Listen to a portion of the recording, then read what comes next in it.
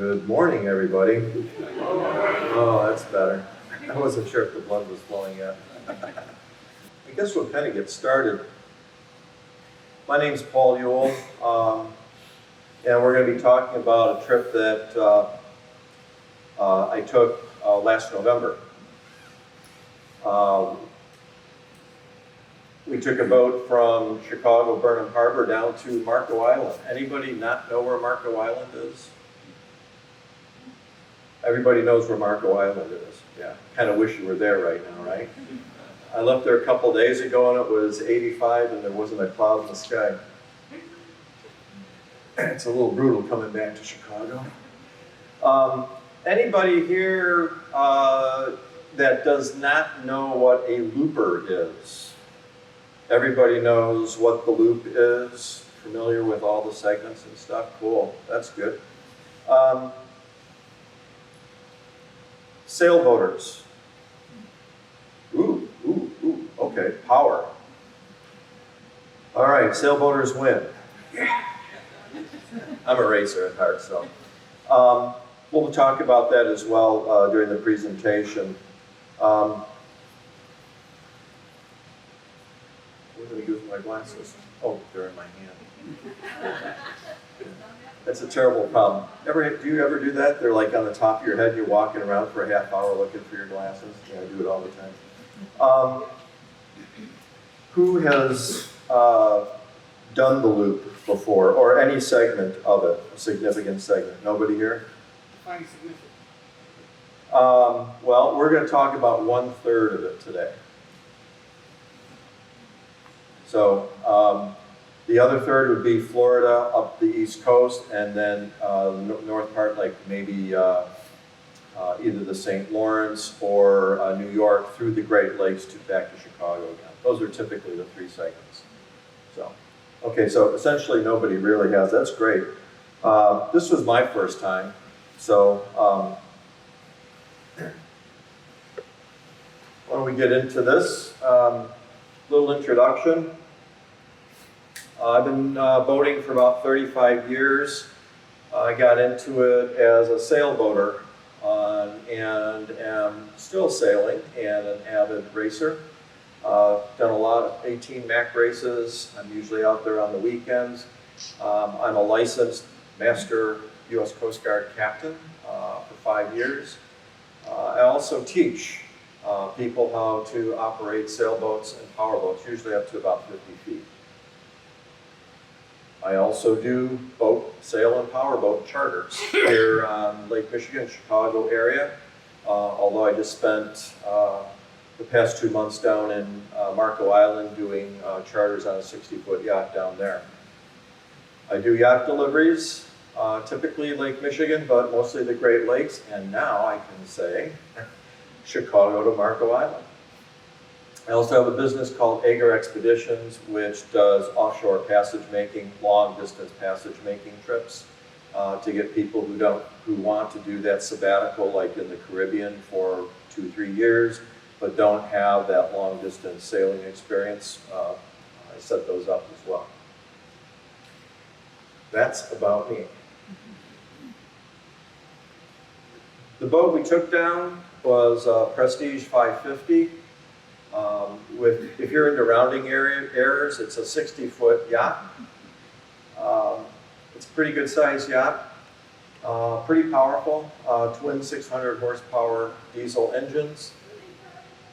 That translates into a gas guzzler. But that's the boat.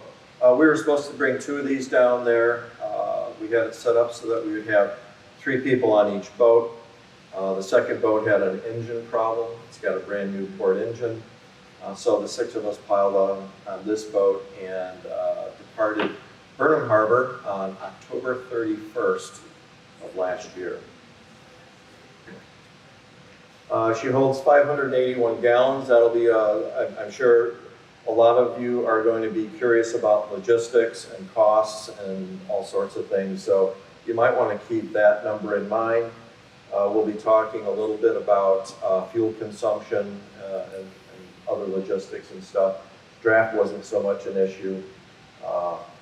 bridge clearance. At 19'3", we were able to get under all the bridges on the Chicago and the sanitary ship canal. We had about 1.5 inches clearance. With canvas down? Correct. Just pretty much the way you saw it. I believe we took the radar arch and tilted it down. No canvas. So, to your question, the loop. Here's a diagram. This is the segment here we took all the way down here to about there. The other segment is up the East Coast here, and it can split. You can either go up through the Hudson and take the Erie across. You can go up. There's a lot of different ways you can do the trip across the Great Lakes. But we did the one from Chicago all the way down to Marco Island. We did not take the Mississippi. We took the Tennessee and Tom Bigby Canal. So these are the river systems we took. You can see the Chicago River, Sanitary Canal, Illinois River to the Mississippi, up the Ohio. We didn't take the Tennessee River. We actually took the Cumberland. It's a little bit longer. We can talk about that. The locks on the Tennessee River that come out on Kentucky Lake are not federally managed. They do not. They have a preference for commercial vessels as opposed to recreational vessels. And I think it was also being repaired at the time. So being safe, time consideration, we took the Cumberland down the Kentucky Lake. Has anybody been to Kentucky Lake? Yeah. Isn't that gorgeous? I was blown away. I've traveled everywhere west of the Mississippi, and I was blown away by Kentucky Lake. Basically right here. Down to Pickwick Lake, obviously the Tom Bigby, better known as the 10 Tom. Mobile River, Mobile Bay, across the Panhandle, across the Gulf, and down. That was the trip. 17 days.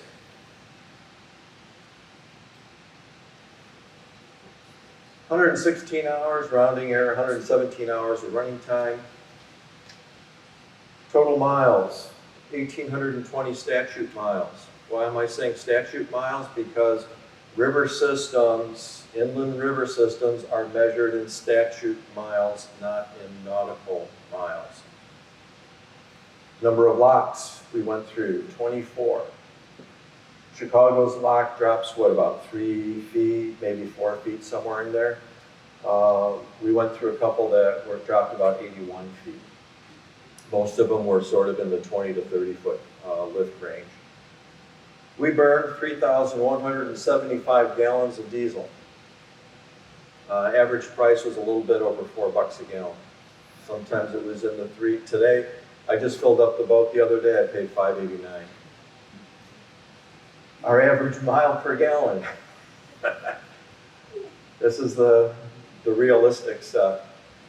And we'll talk about this a little bit because sometimes, you know, when you're going down a river system, you're going slow, you speed up, you're going slow, you're speeding up, your fuel efficiency isn't that great. Once you have a consistent boat speed, then it starts to flatten out. But this is over the course of the 1,800 and some statute miles. That's an average. Resources. When we were driving, we had at least 3, sometimes 4 multifunction displays going. The ship has 2 on its helm. I also carry an iPad mini with Navionics and on my cell phone. The reason I carry the iPad mini and my cell phone is because I know how to use it. And I know my charts are up to date. The boat we were delivering, you know, the equipment's a little bit older. AIS, a lot of people use that. We only received, we did not transmit. A lot of other recreational boats will have be able to do both. All the commercial vessels broadcast. The 2 publications that we really relied on, actually I would say Skipper Bob's was really the most valuable. It had the most up-to-date, valuable information. We had the online digital version of the Waterway Guide. It was a little bit more commercialized and a lot more information for onshore, restaurants and things like that. But Skipper Bob's had all the essentials for making the river trip. Any questions? Yes, sir.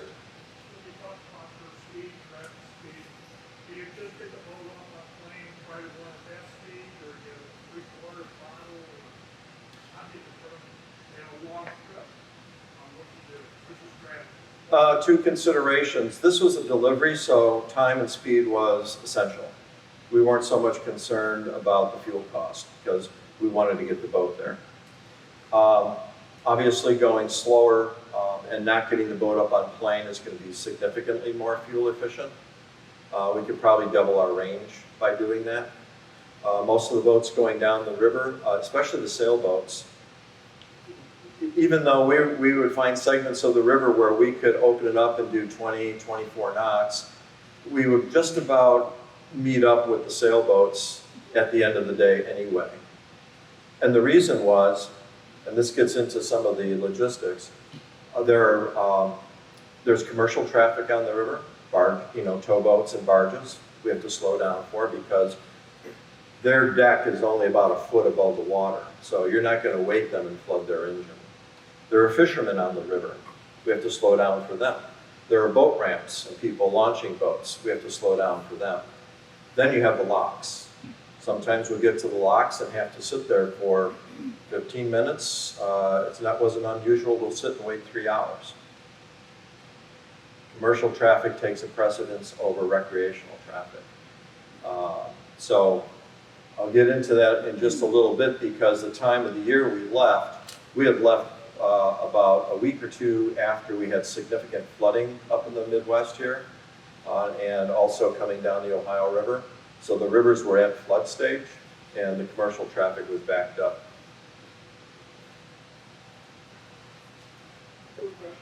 Yes? So 1.7 gallons a minute, that's 100 or so gallons an hour. Is that for both engines? Yeah. So 50 gallons. We were refueling every day. In our boating group right here, you probably burn that whole season. I know. On my sailboat, I was so happy to pull up to the fuel dock and put my $40 in for the year. Right? Yeah. This is a whole different thing. Did you travel with anyone or did you solo this small? I'll go back. We were supposed to bring 2 boats, and we had 4 captains and 2 guests, 2 decks. And because the other boat didn't go, had to stay behind, we all said, this is just too awesome, we're all gonna go. So we had 6 people on Jennifer. I wouldn't, on a boat like that, I wouldn't do it with less than 3 for a delivery. Because going back to the point I made earlier, time was a critical factor in getting the boat there. If I were doing this for my own, I want to do the loop and I'm going to take my time, you could do it single-handed, you could do it double-handed. But this was business. So, and the 3, we would have obviously somebody driving. We would have a second person actually with eyes to look for fishing boats, look for boat ramps. I mentioned that we had just had floods up in the Midwest. Until we got down to the Mississippi, the river was littered with trees. We had to drive around all that kind of stuff. So that second person assisting the driver was critical. The third person was the person in charge of logistics. Talked about delays. You can't predict delays at locks. You can't predict, how many fishermen you're going to have to slow down for. So your estimate in the morning to say, oh, I think we can get to such and such place tonight might not happen. So that logistics person is constantly monitoring the system and looking for backup, plan B alternative solutions. That was just our situation. And then, of course, that person was on the phone calling marinas and looking for fuel. We needed fuel just about every day. We could actually go 2 days before a fill-up, but we didn't want to get below 20% on our tanks. Jennifer likes to run at about 80% load. So when we went across the Gulf, we just opened her up and blew all that carbon out. And by the time she got to Marco, she was much, much happier. As I said, we departed Burnham Harbor October 31st. I've taken this presentation, I've kind of broken it into legs or segments because it just makes sense to me that way. The first segment is Chicago River to where the Mississippi, Illinois comes out at the Mississippi. We encountered 9 locks, and it was about 436 statute miles. All the channel markers and everything are marked in statute miles.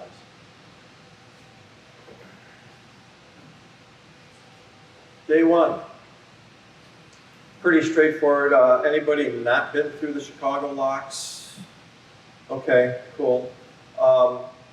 Chicago locks can get kind of wild and crazy. It's a very unique lock compared to any of the other locks you're going to experience. First of all, it only drops 3 or 4 feet, and they've got these convenient lines hanging down for you to grab on to hold your boat in place. You won't experience that anywhere else. Not that they're inconsiderate, it's just that the water level drop in the Chicago locks is so small compared to all the other lock systems that the lock through is a bit different. Not too many pictures. The Chicago Ship and Sanitary Canal is pretty much a canal. As I said, we were able to clear all of the bridges with about 1 inch of clearance. So we were looking at water levels. There are tables online. You can see what the actual water levels on various segments of the rivers are. So you'll know what your clearance is. So first day, Chicago Lock, Lockport Lock, Brandon Lock out in Joliet. The first night we stayed at Harborside Marina. It took us 11.5 hours to go 51 statute miles. Why? Commercial river traffic. We had to wait for towboats with their barges to come through the locks. The lockmasters you can hail them on 16. They're also on 14. But here's an example, 51 miles, almost 12 hours because we were waiting. So we had hoped to get to Springbrook, but we didn't. So we stopped at Harborside. The second day we got up, and you can see it only took us 2.5 hours to go the rest of the way, get through Dresden Lock and so on. At Springbrook Marina, we had some service work done before we went on to pursue the rest of the trip. Complete oil change, filters, all that kind of stuff. Why did you do that in the middle of the trip instead of before the trip? It's because the boat is typically stored in Springbrook, so the service mechanics lined up to do the work before we left. That's the only reason. Brandon Lock in Joliet. This is what I'm talking about. On all the locks going down to Mobile, you're going to find floating bollards. All you do is you pull up, throw your line around it, it goes up or it goes down with you. Actually, it goes down because we're going down to the Gulf, right? We're at about 500 and rounding error, 590 feet above sea level here, something like that. And they float in these channels. You just ride it up, ride it down. You can see, compared to Chicago locks, I don't remember what the drop is here, but probably about 30 feet. And it goes pretty quick. Some of these will drop about 2 feet a minute. Some of them go about 4 feet a minute. You will encounter bridges that you will have to call the bridge tender to have lifts. I believe this was Aurora. It was a few months ago, so. But they're usually pretty good. we called this bridge guy, and you can see they already have the railroad bridge up for us. They want to get us through. An example of the tows. We don't call them tugboats, we call them towboats. They get upset if we call them a tugboat. But this is the standard configuration. You'll usually see a towboat behind a series of barges. That's kind of a small run. We've seen as many as 27 barges tied together.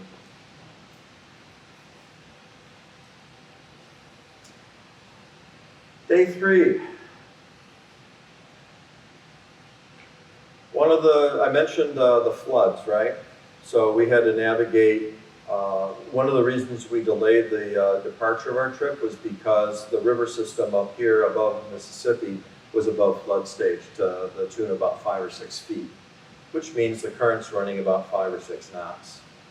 The commercial traffic was not running because it was too swift for them to even manage. So we were taking a little bit of a hint from them as to what time we could actually leave. The other thing that we ran into was fog. Every single morning, I'd say, almost, probably down even to Alabama, almost every single morning, and it was hard to predict. Sometimes it would burn off real quick. We'd be out of there with a 30-minute wait. There was one morning we waited 3.5 hours. There's no way to predict that. That's where your logistics comes in. So first day, we got, I think that might be Star Rock Lock up in there. You can see a barge coming through. And first night we stayed in Peoria at the Illinois Valley Yacht Club. One of the other things we found out because of the timing that we left in November, a lot of the resources, fuel docks, marinas and stuff, are already shutting down for the season. So that's something to keep in mind. The loopers had already gone. They had left about 2 weeks before us. So they got through. Fortunately, a lot of the places, you can call them up on the phone and the fuel guy will come in special and open up the pump for you, but don't count on that, in late November. So you can see this day took us 8.25 hours.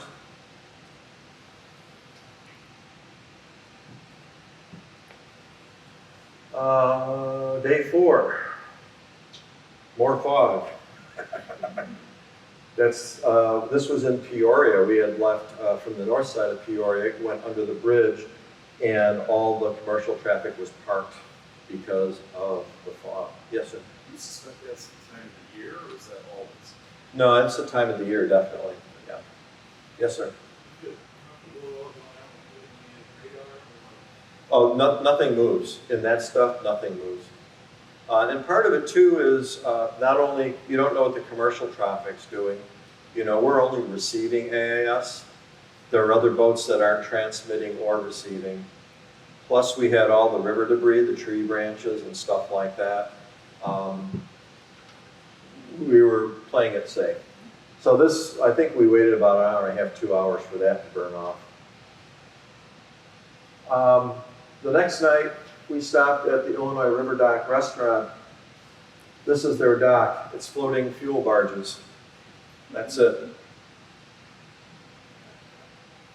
Did your boat have any stabilizing things on it? Well, we didn't have, we have trim tabs, but no, we didn't have a stabilizing system in it. I wouldn't say that's necessary. Well, for the rivers, I can see it, but I'm just concerned, the deadheads and stuff like that that are out there. Just, did you rudder in and fuel in? No. So just keep a vigilant eye and you should get through it. That's why we had a driver and a second set of eyes. And you can see where we're at this point. So that's by the 4th day. If any, feel free to ask questions. This is kind of a travel log, but also I want to provide you with resources, especially for those of you who are considering doing the trip. Day 5, more fog. What time did the fog usually lift ballpark? You know, it varied. In some mornings, it kind of like dissipated pretty quickly. Other mornings, we were sitting there for 3 hours. Are you talking like 8, 10, 6 in the morning? We were usually up and ready to go by 6:30. Some mornings, we couldn't get going until 9:30. Yeah. You have no sleeping facilities on the boat. You think you can make this Sleep? trip? Yeah, Jennifer has a master stateroom with a full shower and bathroom and a walk-in closet. The forward cabin is another couple's cabin with closets and its own bathroom. Then on Jennifer, she has a captain's cabin in the back. We affectionately called it the coffin. Because you had to crawl down into it. It was just a single bunk. It had its own bathroom, but I mean, it was not meant for big people. And then there was another cabin that had 2 twins in it. Yeah, but I'm just saying, if you have a small boat with no sleeping facilities, could you make this trip? Are there spots along the way where, The smallest boat I saw was a sailboat and was 24 feet. but you can sleep on it? Yeah. I mean, I have a fishing boat, and it doesn't have a cabin, so. That would be, it depends on how much you're into camping, for sure. But it could be an experience. A friend of mine, my neighbor, he's sailed around the world on a 24-foot sailboat, and he's also done it on a 19-foot open Draskin Luger twin mast with just an open boat. So it depends on what you're into. Yeah. But are there rooms to rent along this trip? I wouldn't count on that, no. I mean, it's pretty rural. Most of it's pretty rural. Okay. So we're getting down south. The fall colors were still changing down south. They were starting. But more importantly, in addition to seeing the river traffic we're dealing with, you can see all the trees and logs and debris in the river that we're having to cope with. Steer around it, slow down. So we couldn't keep the boat going quick. Day 5, we made it to St. Louis and to Hockey's Marine. Again, floating fuel barges with a building on it. And that was what we had available to us. And they had fuel and pump out. So at this point, we're just getting to the Mississippi River. We have the Illinois coming in, we have the Mississippi, and a little further south, we end up getting into the Ohio. Did you hear anything about this sailboat that, Oh yeah, we were chatting about it. I'm glad you raised that question because at that segment of the river,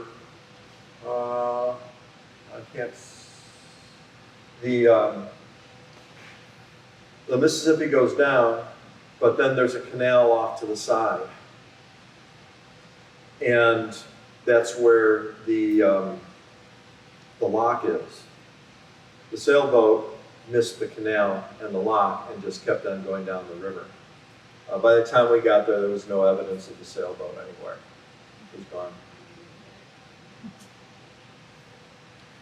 So watch your charts. Any questions? Yes, sir. I know you guys were at high water, but did you, what do you think the average depth is between here and the Mississippi? Is there 5 foot or less in some of the areas that you were? No. We weren't so much concerned about depths until we got to the intercoastal.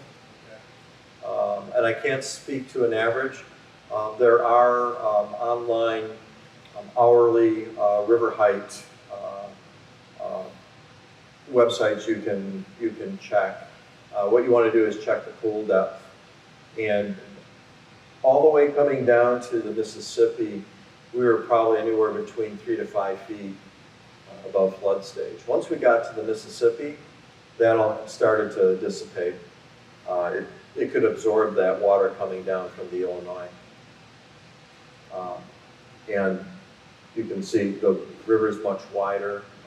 It's a bit calmer. With certainly an increase in traffic, commercial traffic. There's a looper, sailboater. For you sailboaters, we saw sailboats with carrying their mast on deck, but I would say the majority of them have them shipped. And they pick them up down in Mobile. You can get together as a group of people and ship 5, 6, 10 masts all in mass. It's a lot more cost effective. This guy actually took his mast with him. Oh, something happened there. Leg 2, Mississippi, all the way down to Kentucky Lake. More fog every single morning. This segment, we only had 3 locks, and we're only covering 300 statute miles, but we're zigzagging all over the place too. So day 6, more fog. You can see debris in the river. We're seeing a lot more commercial traffic once we get onto the Mississippi. That doesn't mean there wasn't commercial traffic on the Illinois. A lot of the commercial traffic on the Illinois was not moving because of the flood stage. We would go along, we'd see the barges all parked up, beached on the side of the river. They weren't moving. Towards probably day 4 or so, they started moving, and they were filling up the locks. So the lock masters would try to get 2 sets of commercial traffic through and then collect all the wreck boats and bring them through. Then they would do 2 more barges. In some cases, if the barges were, I don't know, say 18 pieces, the towboat's got to split that in half, push the first half through, take it down, beach it, come back into the lock, go up, get the other half, run it through the lock, and marry it up with what was below. So sometimes it could take a long time. We were very fortunate that we didn't have a lot of time waiting for locks. We saw a lot of this kind of tie-ups for the evening. I remember pulling the boat up and was out here somewhere looking at that fuel dock and thinking, crap, our boat's twice as long as this thing, what are we gonna do? But if you can see, it was about just a little bit shorter. But this guy, Kid Fuel Dock, was already closed for the year. He allowed us to stay there. We called him up, and we left him a little gift to thank him. But there was no fuel. He was already shut down. He's plugged in or using a generator? Generator. Yep.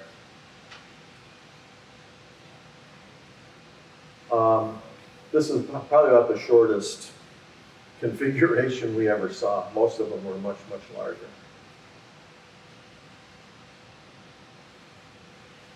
Not all locks are created equal because the river was up high.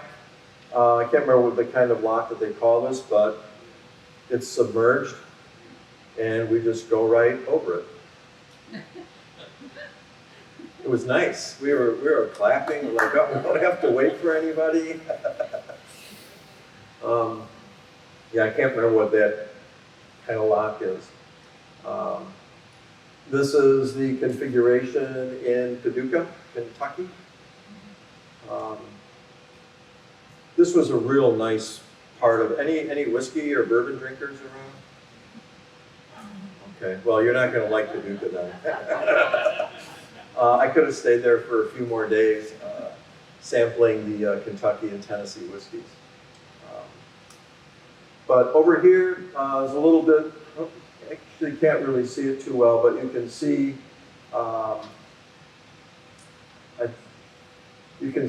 how AIS is picking up all the commercial traffic as we come, I want to say it's the Mississippi going into the Ohio. And here's our turn. One thing I want to point out are the channel markers. Up north, the red and green buoys and cans, or nuns and cans, are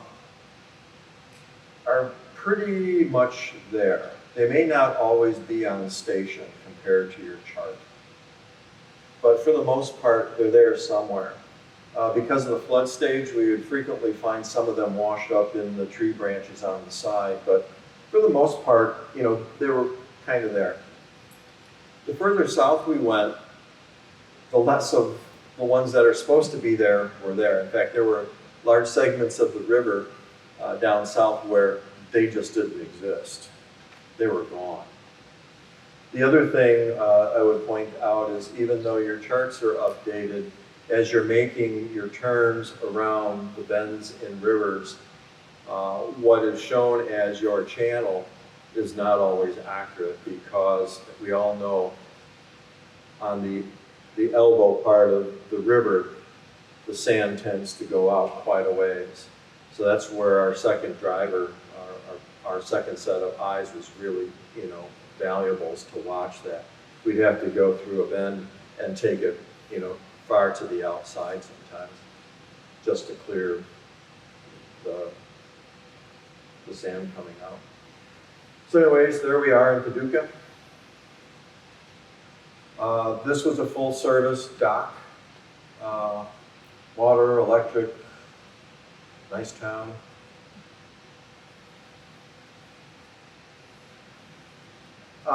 We went up over here, here's Paducah. We're on the Ohio River. We went up. We could have taken what I say was at the Tennessee in here and come out right here on Kentucky Lake. But for reasons I've explained, we didn't do that. We actually went up and took the Cumberland here and came down over here and then came across. On Cumberland, there's a lot of commercial work. I don't know if they're digging up limestone, rock, sand, whatever it is, but there was a lot of industry and commercial traffic there. This doesn't even do it justice. I put this in here because this is one of the more unique vessels we saw come down the Cumberland. This boat is called Rocket Man.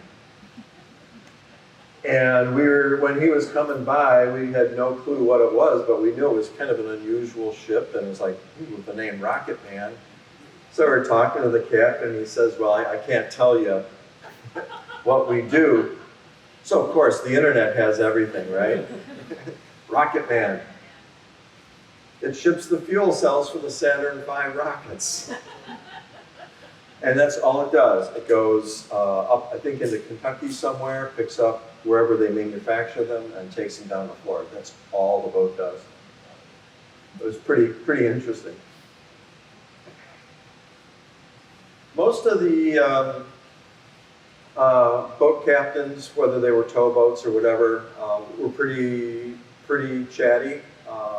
If we came up behind one and we wanted to pass, we'd obviously call them on the radio and just identify who we are and say, you know, because there's a lot of curves and turns in the river, you know, can we pass you? When would it be convenient to pass you? And what side should we take you on starboard or port? They all talk in terms of ones and twos. Can we take you on the one? Can we take you on the two? So if you don't know what that means, get familiar with it. They all chat that way. Most of the captains were very friendly and accommodating. We respected them, they respected us. Day 8, Barkley Lock, another big drop, you can see. You know, it's probably like a 45-foot power boat, so I'll give you a little perspective there. Kentucky Lake blew me away. It's a beautiful, we came out of Barkley Lock up here, came down Lake Barkley. This is only probably about 2 nautical miles, or statute miles, excuse me. Come through the cut, and then we went down Kentucky Lake this whole way down. The north, I was particularly taken by this northern end of Kentucky Lake. It is just knocked down gorgeous. You can see all the little inlets and tributaries. There's a lot of pontoon boats, littleboard, house-style pontoon boats there, a lot of fishing. We didn't anchor, but there were a lot of people anchoring in there. In one day, we did most of this whole segment. So this is one area where we just opened things up and we were going for 3 or 4 hours at wide open. Yes, sir? Or not, there was a house over there, and a lot of young boys, it's a great place. Yeah. Can you tell me that, a lot of the guys will see the submerged logs and they'll take a bow and arrow and spray paint it double orange safety, maybe put some plastic tape on it and shoot the logs that are submerged. So you can see them? Yeah. I didn't see any of those. A lot of wildlife. We saw quite a few eagles. Did see some Asian carp jumping up north on the Illinois. Yes. They have a lot, like drop feet, the main part of the river, or say the Mississippi, just at 80 feet higher. In the main branch, what is there, just a lot of, a large drop, turbulent water, and that. Well, in this segment, I don't remember any drops or lifts like that north of Kentucky Lake. On the Mississippi, for example, if you're going to a rock, the whole volume of water is going around the rock, right? So They have control gates. Let's see if I can go back. Here's kind of an example. They'll have, if they have let's say the locks are over here, they would have a control gate here, and depending on how high the river was up, they would open up the gates or not. In fact, Weir sorry, backs it up. sorry, It's like a weir that lets the water down. yeah. And a lot of them you can pull up online and see what they're doing. One of the more famous ones is the Pickwick Lock. You can look them up on Facebook. They're always taking pictures of the boats and barges going through. And most of those guys will, there's information about, how high above pool they are and stuff. So that'll give you an idea whether the gates are open or not.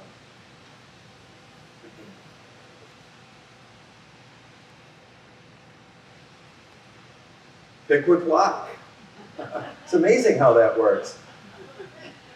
Again, more fog in the morning. Once we get down here to Kentucky Lake and south, the environment changes completely. We have these very pastoral kind of scenes. We go down segments of the river, we have all this limestone, and it's just littered with homes.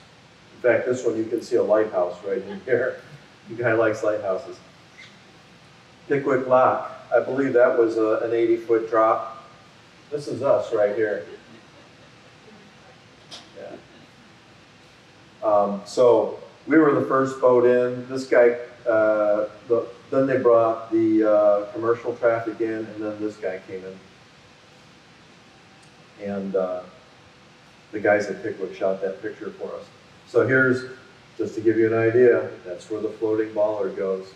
Yes? So I see you lean for the floating bollard, right? Oh, yeah. You get tied up to. But let's say someone else is there already, and the other bollard is occupied as well. There's usually more. Because it looks like it's in a channel, it looks like it's in that channel, so to speak. Yeah. I don't see a lot of them there, I just see just a few of them. Is it just the camera angle, or is it? Yeah, let's see, there looks like one here, there's one there, one here, one here, one here. And I know they're back in there, I just can't see them. So you have to attach to a bollard. Yeah. That's what I guess is the question. Oh, yes, definitely. Yeah, definitely. And you can communicate with the lockmaster, should we go all the way forward? Sometimes like in this case, he knew this guy was coming in. He told us he wanted us all the way forward. And we were asking him, whether starboard or port tie would be appropriate.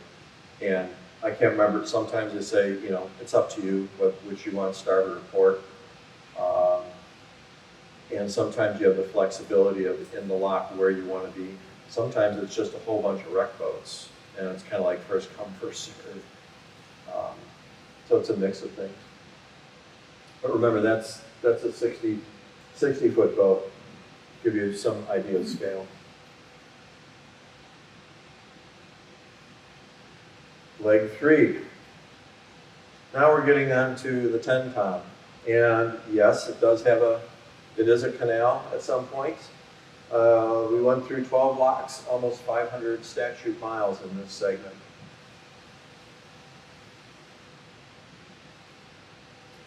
This is day 10. Those are all the locks we went through. So if you remember, I told you sometimes you get to the lock and it's open, you can get right in. Sometimes you have to sit around and wait. You can imagine what a day like this could be like. It took us almost 11 hours to get through all of this. And yes, of course, we had more fog, yes. We started out in the morning, clear, beautiful day. We came around a bend in the river and it was totally socked in. We stopped and parked there for about 30 minutes and waited for it to lift because we had no clue if there was river traffic coming up at us or what was going on. You certainly couldn't see if there was debris in the water. So you can see we've made it down here now. Gives you an idea of the size of these gates. They're just mind-blowingly huge. Is it a day of the week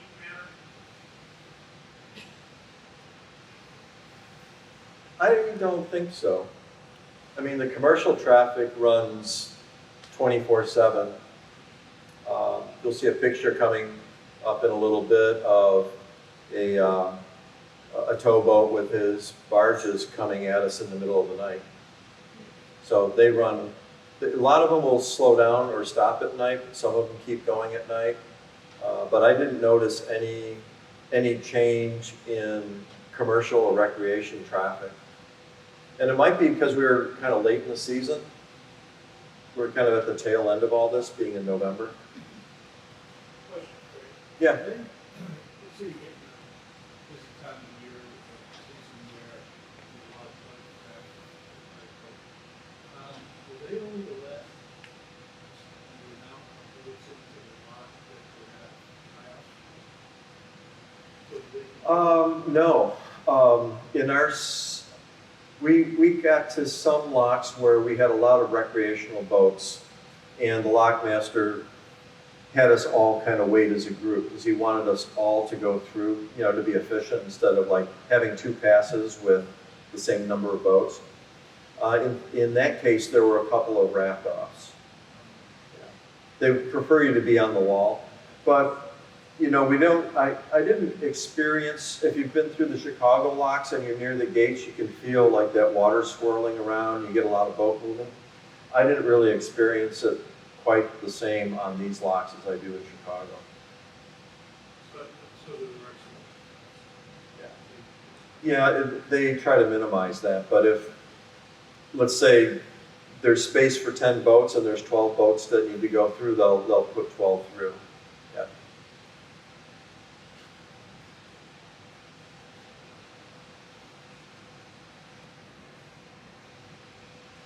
Red sky and morning. Oh no. Yeah, we were right here and we figured we weren't going to miss that. This was the only time we had any significant weather whatsoever.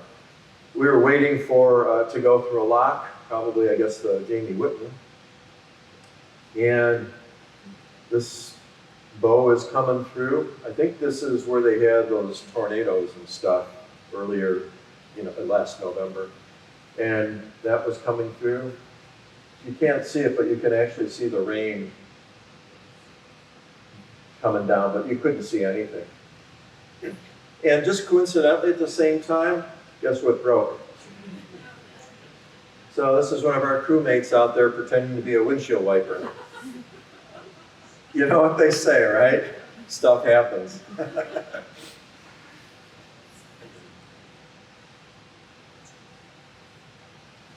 So, again, we're in some nice part of the country. I've never been through this part before. This is day 11. These are the White Cliffs. I don't know how you pronounce it. EPES, Epps, Alabama. These were formed about the same time as the White Cliffs of Dover. And it's about a 5-mile segment of the river where it's just all of this kind of material. It's just really, I wish I could have put more pictures up of it. It was just stunning. Lots of fishermen. Go fast, oh, there's a fisherman, slow down. You'll toss those guys if you wake them. And then they'll get on the phone and call their good old buddy Joe down the river and say, you gotta watch out for that Jennifer, you know. And then they'll talk to the lock masters and you'll have a bad day. So, but we did end up with a nice evening down in Demopolis. But we went through here pretty quick. So we get up in the morning and there's more fog. We're down in Alabama. I think it has to do with the humidity in the air, the water temperature, and the air temperature. We just couldn't get away from it. We had like, I don't think we got going till like 9:30, 10 o'clock in the morning. And when we got to the Demopolis Lock, that was one where they just packed us in. There were a lot of loopers at this point, and people wreck boats going down the river. We probably had 20 or so boats in the lock, and that's where we had some rafting happening. Not so much in the northern segments. The smarter people had already left. We were still catching up to them. So anybody here at Bobby's Fish Camp? Yeah, it's kind of one of those places you have to go. Again, it's just fuel barges. And here we have, you know, boats rafted off. We could have probably rafted almost 3 boats deep that night.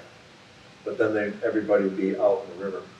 The alternative is a lot of cruisers will find little tributaries and stuff and go in there and anchor for the night. There's a lot of that. And Skipper Bob's book will highlight where some of those locations are. So, you know, again, this is what, November 12th, the trees are changing. It was just beautiful. Chill in the morning, we had fog in the morning. This is a towboat with his barges coming down the river at night. So you do see some of that. But we are getting there. How much night travel did you do? Did you do much night travel? No, we never went at night. I brought the boat in one night. It had been dark for about 45 minutes, and we got the boat put away, but we only ran in daylight. Yeah. There's commercial traffic, and if there's any debris in the water, you're not going to see it. And believe me, this is not an exaggeration. That's what it looks like at night. You can't see the shoreline. Except for those barges, they've got those big bright spotlights, and boy, they are bright. You can see everything. So day 13, we're getting down into, what was this called? Into, I guess, the bayous of just north of Mobile. So a lot of marsh. Everything's changing all of a sudden. The trees and the normal landscape disappear, and we're in marshland. And we start seeing a lot more commercial traffic. We are in Mobile, Alabama. You can see also, one thing I want to point out is this distance, as the crow flies, might only be 10 miles, but because of the curvature of the river, you're probably going 50 or 60 miles. It's a little deceiving. Mobile, Alabama. A lot of dry docks and international shipping. These are some Navy vessels. I can't remember exactly. A buddy of mine in college was in the Navy, and so I sent him this picture. I said, what are these? They look like they're from Star Wars or something. Because they're like, you can't see it here, but they're like shiny aluminum hulls, but the welded joints aren't, like finished out, so it has this patch quilt kind of look to them. I said, what are these? And he had some an acronym for them, but essentially it came down to that They're cheap, fast, and disposable. Yeah, and it was that last word that says, I'm not signing up for the Navy. But you can see how the bayou kind of feeds into Mobile Bay. And these ships and stuff would be kind of like in this area. Oh, there's the bridge. No, it'd actually be down in a little bit further south. No, it would have been up in here. So once we got here, we hit the gas. And we come out on the Gulf of Mexico. The last lock I pointed out, number 24, there's a change. Because up until then, we're always dropping down, right? Every lock we have a drop. Or technically it's called a lift. Seriously, it's called a lift. Except we're going down, we're not going up the river.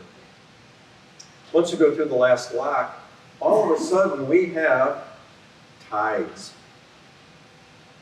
We have to start paying attention to the tidal currents.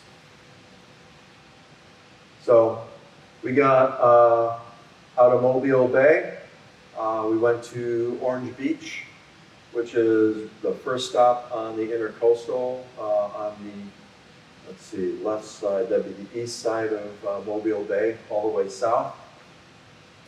And we start seeing barrier islands. And as you can see, we can go fast. You start seeing a lot of this. These guys are amazing. This doesn't capture it, but they would jump out of the wake and they would flop sideways and they'd be playing and jumping, and we'd have 3 or 4 of them in a crack. We also started seeing pelicans at this point. We didn't see them beforehand. Oh, actually, that's not true. Up in Illinois, we saw white pelicans.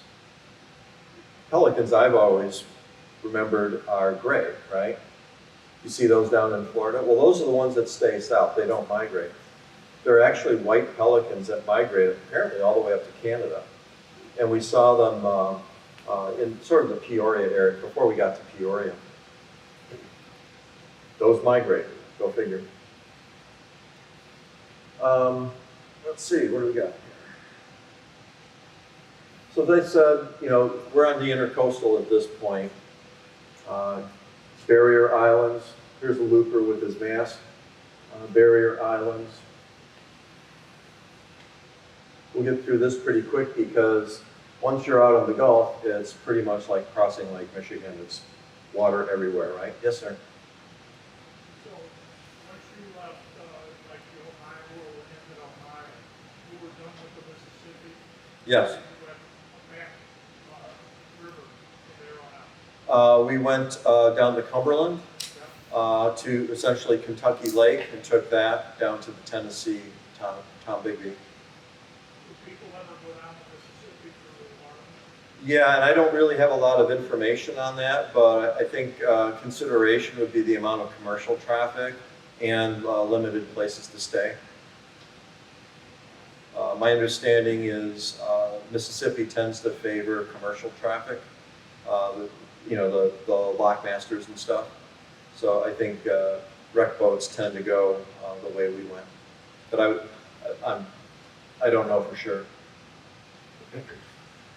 So here's Orange Beach. We did a little bit of the intercoastal. Shot around. I think Tallahassee is right about here. We actually didn't go there. We went to a town called Carabel. A little backwater town. And, where did Clearwater go? I'm missing a page. Oh, here it is. Okay, they're out of order.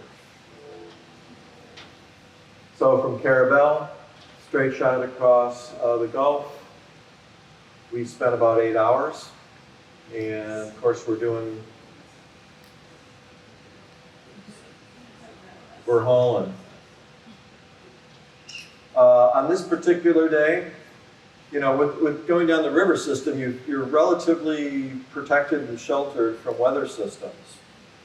On this particular day, we had a northeaster blowing about 20-25 knots. So we were powering through 6-footers out in the Gulf. And autopilot held that, but you know, we were doing a lot of this kind of stuff. Here you can kind of see our setup. You know, 2 chart plotters, another iPad. I don't know where mine went, but we usually had 4. And the reason we did that is because we had different zoom levels and different data showing. So on the iPad, we had Navionics set to display, at this point, adjust the depth contours for the tides. So if we have a high tide at noon, our depth contours change and show us greater depth closer to shore, right? If we're at low tide, then our depth contours are going to come out further, and it's going to show, you know, the shallows at low tide. So we have that set up here. I think this was probably like, you know, the 5-mile view, where this would be a lot closer view. So that's why we're using a variety of. How was cell phone coverage on the way down? Yeah, that's an excellent question. How was cell phone reception on the way down? I would say probably about 75%. I have AT&T and it worked reasonably well. One thing that I would recommend if it's a couple going down, have AT&T and Verizon, because one will work. One other thing we did is we got, for the boat, you can't see it here, but we got a little cell phone receiver that transmits Wi-Fi, so the laptops and everything could pick up Wi-Fi. It sucked. Seriously, I couldn't get on half the time, and I was just tethering off my cell phone. So, you know, you get in some of the backwater areas, and there just isn't any. But you're going down the river, you might lose signal for a half hour, an hour to crack or something like that. So, but I find that if you can go with Verizon and AT&T, you're pretty much covered. So here we are in Clearwater. Let's see. Day 16. We go from Clearwater, I think it was up, yeah, here, Clearwater, down to, here's Fort Myers. And there's a little barrier island over here called Boca Grande. Anybody ever been there? Nice little place, isn't it? Oh God, I back in a heartbeat, especially the very southern tip. Any sailboat racers here done the Mac, that kind of thing? Anybody know about the Pink Pony? Yeah. There's a Pink Pony on Boca Grande, but they don't sell beer, they sell ice cream and candy for the kids. Yeah. They also have a pink elephant there. The tide was about 3 feet. You can see the tide is out here, the ramp is pretty high. You can see the water line on the side of the retaining wall. Not so much a problem in the harbor, but if you're going inside the intercoastal or even coming into Marco Island, I didn't put that chart up. It's like a golf course, a dog leg just to get in. And even at high tide, some of the intercoastal areas, I'd see 3.8 feet on my sounder. That'd be below the boat. Jennifer draws about 4 feet. But I know when the sounder says 2.5, once it goes below 3 feet, the alarms are going off, and at about 2.2 feet, the boat starts touching the bottom. What is the bottom? Sorry? What is the bottom? Mostly sand. The Gulf side of Florida is primarily sand, beautiful white sandy beaches. Atlantic side, not so much. If you get into the intercoastal, you're going to find a lot of silt and mangrove debris. It's very, very hard to anchor in the mangroves. If I tried anchoring 10 times, I probably was successful once. and with any kind of strong current or wind, it would start dragging. I didn't experience that out on the Gulf in the sand. The hook would set real nice. But Gulf side, white sandy beach is beautiful. If you get to Marco, go to the JW Marriott, 5th floor. Overlooks the Gulf at sunset. It's killer, let me tell you. Marco Island, the pricing there has gotten just totally outrageous. A teardown is $3 million. But this is the Esplanade in Smokehouse Bay. It's a great, for you sailors, it's a great hurricane home. There are a lot of loopers and cruisers dropping the hook in there, whether they're power or sail. There was a Gulf Star 50 that kept turning my